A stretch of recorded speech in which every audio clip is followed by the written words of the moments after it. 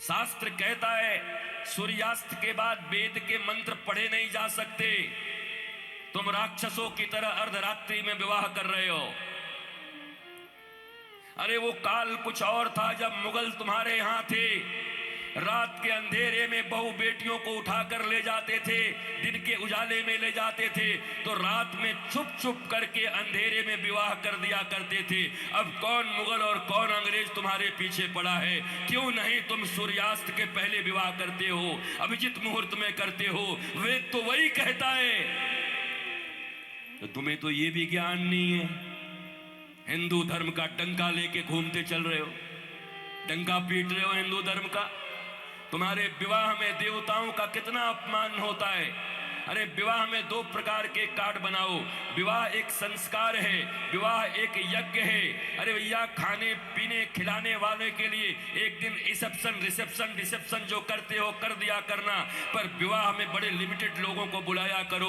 अपने अपने परिवार, वो भी जो सनातन संस्कृति को मानते हैं, पवित्र रहते हैं। विवाह संस्कार में देवता आते हैं तुम्हारे द्वारा किए गए यज्ञ के भाग को लेने के लिए। अरे नाक पोंछते हुए, कान खुजाते हुए, पता नहीं क्या क्या करते हुए अगर तुम किसी को भोजन दो तो तुम्हारा बच्चा भोजन नहीं करता।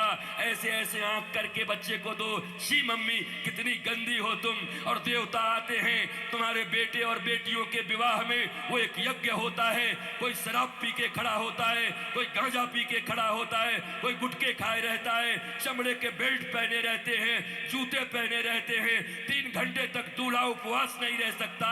कोई फूफा बन के पेप्सी ढकेल देता है, कोई जीजा बन के कोक ढकेल देता है। अरे आज 3 घंटे जो अपने सिया को, अपनी जानकी को पाने के लिए उपवास तक नहीं कर सकता, वो क्या पालेगा अपनी पत्नी को, धर्म पत्नी को? ये कोई विवाह है? ये कोई सनातन संस्कृति है?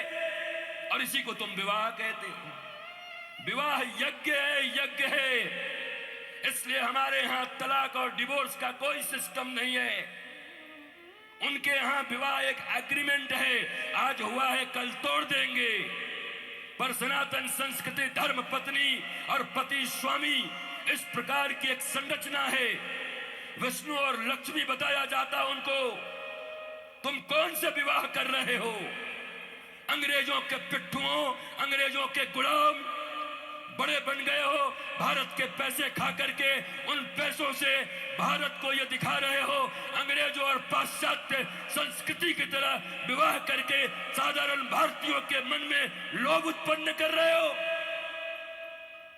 और ये समाज के अग्रणी लोग बने हुए हैं, ये समाज के श्रेष्ठ लोग बने हुए हैं, ये समाज को दिशा दिखा रहे हैं, ये समाज को भोंडा प्रदर्शन कर रहे हैं, अपने दन का लोगों को दिखा रहे हैं।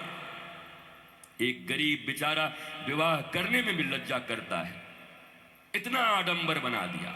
विवाह एक यज्ञ है, बड़ा पवित्र यज्ञ है, सुंदर यज्ञ है, वेदियां बनती हैं। हमारे यहां दूल्हे दुल्हन, उनके वस्त्र कैसे होते थे देखो। आज के 50 साल पहले ही देखो ना, 50 साल पहले के फिल्म देख लो बॉलीवुड में, तो समझ जाओगे कैसे वस्त्र पहन करके विवाह करता हमारे यहाँ पर। क्योंकि बॉलीवुड भी या सिनेमा भी समाज का दर्पण होता है। और अब बदले हुए बॉलीवुड को देख लो कि अब कैसे विवाह करते हो। हमारे विवाह में हमारे वस्त्र, हमारे परिधान, फिर लेन देन इतना तो बनता है। 5 साड़ी तो बनती है, 21 साड़ी लगेगी ननद की। अरे कौन से ग्रंथ में लिखा है? कोई माई का लाल भारतवर्ष में किसी शास्त्र में मुझे दिखाए, कहां लिखा है ये लेन देन? तुम्हारी बुढ़िया पुराण में होगा। लोभियों के बनाए गए कानून, लोभियों के बनाए गए नियम।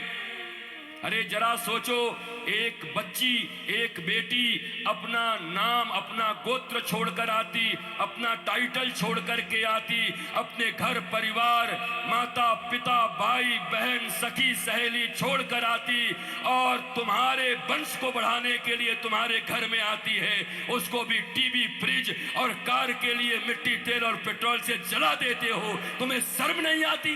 भारतवर्ष में जन्म लेकर बैठे हो। तुम्हारी बाजुओं और भुजाओं में अगर शक्ति है तो अपने पैसे से कार खरीद लो, अपने पैसे से फ्रिज खरीद लो।